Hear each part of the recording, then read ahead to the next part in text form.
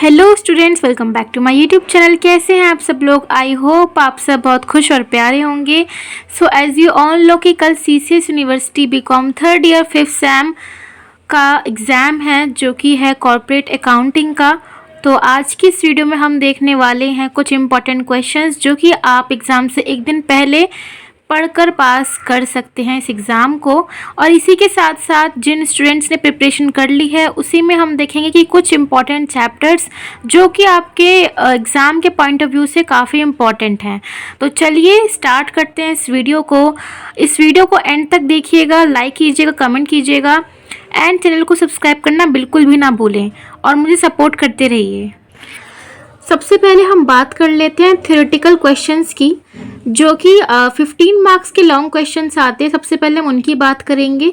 15 marks के question में at least आपको 3 पेजेस तो मतलब भरने ही चाहिए। अगर आप थ्योरी का आंसर लिख रहे हैं तो 3 to 4 पेजेस मैक्सिमम मतलब ठीक रहते हैं। तो 15 मार्क्स में से एटलीस्ट 10-12 तो आप स्कोर कर ही सकते हैं। तो ये कुछ इंपॉर्टेंट क्वेश्चंस हैं। फर्स्ट क्वेश्चन आपको दिख रहा होगा, meaning and types of shares. इसमें आपको बताना है कि शेयर्स का मीनिंग क्या होता है और शेयर्स जो होते हैं वो कितने टाइप्स के होते हैं। विद दैट आप ये भी बता सकते हैं कि अगर शेयर की कैरेक्टरिस्टिक्स वगैरह अगर आपको कुछ एडिशनल और ऐड करना है तो आप वही बता सकते हैं, तो आपको और भी स्कोर मिलने के चांसेस रहते हैं। देन सेकंड क्वेश्चन है difference between shares and debentures. मेरा कहना यही होगा कि ये जो क्वेश्चन है इसमें आप शेयर्स और डिबेंचर्स का पहले अलग से मीनिंग बताइएगा, देन इसको जो है डिफ्रेंशिएट करिएगा। उसके बाद आप देख रहे हैं थर्ड क्वेश्चन, जो कि है meaning and types of debenture.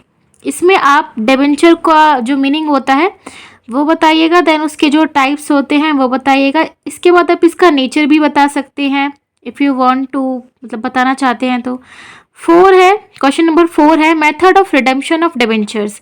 इसमें आप बता सकते हैं सबसे पहले कि रिडेम्पशन का मतलब क्या होता है और डिबेंचर के कंटेक्स्ट में फिर उसके बाद आप बता सकते हैं कि डिबेंचर के कंटेक्स्ट में रिडेम्पशन ऑफ डिबेंचर का मतलब क्या होता है और फिर इसकी मेथड्स बता सकते हैं।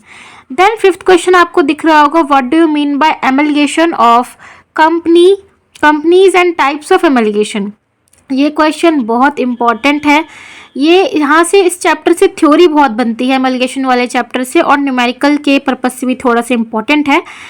तो आप इसमें बताइएगा कि एमलगेशन का मतलब क्या होता है, एमलगेशन ऑफ कंपनीज का, एंड देन इसके टाइप्स बताइएगा। इसके साथ इसमें बहुत सारा थ्योरी का मटेरियल है इस चैप्टर में, तो मैं आपको ये रिकमेंड करूँगी कि आप ये चैप्टर अच्छे से पढ़ लीजिएगा अगर आप सिर्फ थ्योरेटिकल क्वेश्चन यानी कि थ्योरी क्वेश्चंस के को प्रिपेयर कर जा रहे हैं तो। देन है 6th question, meaning of reconstruction of company. देखिए ये वाला जो क्वेश्चन है ना, ये दोनों पर्पस से, ये न्यूमेरिकल के पर्पस से तो बहुत बहुत इंपॉर्टेंट है। रिकंस्ट्रक्शन में जो इंटरनल रिकंस्ट्रक्शन होता है ये एग्जाम के पॉइंट ऑफ व्यू से काफ़ी इंपॉर्टेंट रहता है न्यूमेरिकल के लिए, और इसके बाद जो इसकी थ्योरी रहती है वो तो इम्पॉर्टेंट है ही लॉन्ग क्वेश्चन के लिए।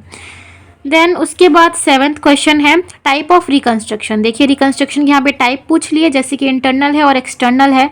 उसके बाद आप इसको एक्सप्लेन कर सकते हैं, आप चैप्टर पढ़ लीजिएगा। तो ये तो थे 4 क्वेश्चन, बट मैंने जो ये क्वेश्चन पेपर देखा था लास्ट ईयर का, इसमें अगर हम लॉन्ग क्वेश्चंस की बात करें, आप सब देख सकते होंगे कि ये जो सेक्शन सी है इसमें आपको 15 मार्क्स के क्वेश्चंस होते हैं, जिसमें कि आपको थ्योरी और न्यूमेरिकल 5 क्वेश्चन होते हैं, जिसमें कि आपको 3 क्वेश्चन करने होते हैं अपने चॉइस से। आप इसमें देखेंगे कि जो ये 9th वाला क्वेश्चन है इसमें आपसे पूछ रहा है कि issue and redemption of redeemable preference shares की जो रूल्स होते हैं वो आपको एक्सप्लेन करने हैं। विद दैट आपको जर्नल एंट्रीज भी बनाकर देनी है।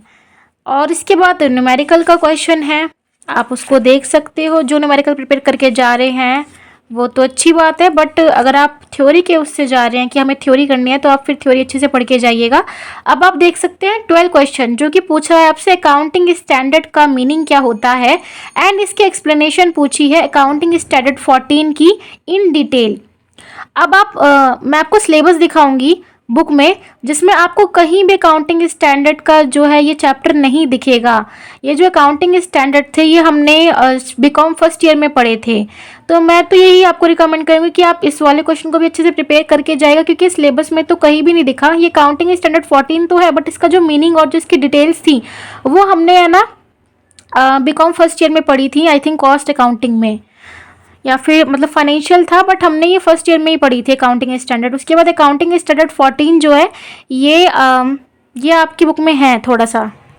ये है हमारा सिलेबस में आप कहीं से भी कहीं तक देख लीजिए, आपको 9 चैप्टर पे मिलेगा accounting for amalgamation of companies as per accounting standard 14। इसमें आपको ना सिर्फ एमलगेशन ऑफ कंपनीज के बारे में ज़्यादा बताया गया है और अकाउंटिंग स्टैंडर्ड 14 के बारे में कोई इतनी डिटेल्स नहीं दे रखी। तो आप इस वाले क्वेश्चन को प्रिपेयर कर जाइएगा। और मैं तो ये आपको रिकमेंड करूँगी कि ये जो कॉर्पोरेट अकाउंटिंग है इससे भी कोई रिलेटेड क्वेश्चन बन सकता है, जैसे कि कॉर्पोरेट अकाउंटिंग की मीनिंग। बैकग्राउंड में इतनी नॉइस हो रही है उसके लिए आई एम सो सॉरी। आप ही मेरे साथ नोट डाउन कर लीजिए कॉर्पोरेट अकाउंटिंग की मीनिंग और फीचर्स, तो पढ़कर ही जाइएगा। मीनिंग, फीचर्स, एडवांटेज, डिसएडवांटेज और जो भी आप इसमें ऐड ऑन कर सकते हैं, यानी कि आपको एक बेसिक मीनिंग पता होना चाहिए कि हमने जो सब्जेक्ट पढ़ा है ये क्या है, क्योंकि मुझे लग रहा है कि क्वेश्चन शायद मे भी आ जाए। तो यहाँ पर जो हमारा लॉन्ग क्वेश्चन का पोर्शन है वो यहाँ पे फिनिश होता है। उसके बाद हम बात कर लेते हैं शॉर्ट क्वेश्चंस की, जो कि हैं ये। फर्स्ट क्वेश्चन है meaning of company and it's type. ये चैप्टर 1 में बताया गया और हमने कंपनी लॉ सब्जेक्ट था उसमें पढ़ा था। सेकेंड है four feature of share and re issue of forfeited share, तो ये भी काफ़ी इंपॉर्टेंट है, आप इसको भी प्रिपेयर कर लीजिएगा। थर्ड है डिफरेंस रहेगा यहाँ पे, difference between holding and subsidiary company. Fourth है meaning of bonus share and dividend. Fifth है meaning of redemption of preference share and debenture. भाई ये वाला जो चैप्टर है ना ये तो काफ़ी इंपॉर्टेंट है, इसके रूल्स भी इनफैक्ट काफ़ी इंपॉर्टेंट है। उसके बाद है 6 consideration price according to accounting standard 14। ये आपकी बुक में दे रखा है एमलगेशन ऑफ कंपनीज वाले चैप्टर में। देन आता है आपका meaning of final accounts of company and its preparation. ये आपको जो बैलेंस शीट वाला चैप्टर है उसमें आपको इसकी मीनिंग वगैरह मिल जाएगी, नहीं तो आप नेट पर से देखकर पढ़ लीजिएगा। देन 8 है फॉर्मेट ऑफ फाइनल अकाउंट्स। इसमें जो आपको वर्टिकल जो बैलेंस शीट दे रखी है आपको उसको फॉर्मेट अच्छे से याद होना चाहिए सो दैट आप स्कोर कर सकते हैं। देन आते हैं शॉर्ट नोट्स, यानी कि आपको इस पर शॉर्ट नोट्स प्रिपेयर कर लेनी है। फर्स्ट है माइनॉरिटी इंटरेस्ट होल्डर्स, इससे रिलेटेड क्वेश्चंस आपको लास्ट ईयर क्वेश्चन पेपर में देखने को मिल जाएगा। सेकंड है शेयर होल्डर फंड, ये भी काफ़ी इंपॉर्टेंट है। देन थर्ड है profit and loss appropriation accounts, जिसे हम बोलते हैं P&L appropriation account in short. Then 4 आगे कैरेक्टरिस्टिक ऑफ कंपनी, ये आपका जो मैंने शॉर्ट क्वेश्चंस बनाए उसमें उसी में आप प्रिपेयर कर सकते हैं इसको। तो यहाँ पर हमारे शॉर्ट नोट्स कंप्लीट हो गए हैं।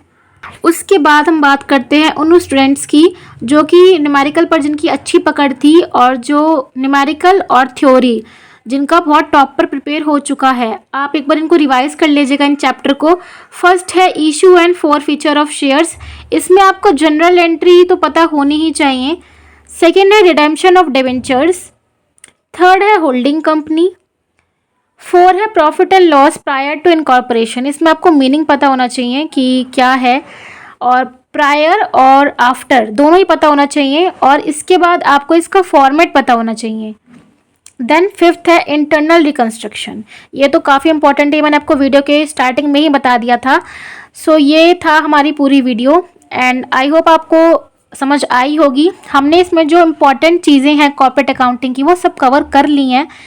और अगर आप राजीव बंसल SPBD ये वाली जो बुक है अगर आप इससे प्रिपरेशन कर रहे थे तो मैं आपको एक और एडिशनल चीज़ बताने वाली हूँ इस वीडियो में। ये कुछ चैप्टर्स हैं जिनके आप एग्जाम्पल और जो बैक क्वेश्चंस होते हैं उन्हें आप प्रिपेयर कर सकते हो, तो आप इसका स्क्रीनशॉट ले लो एक बार।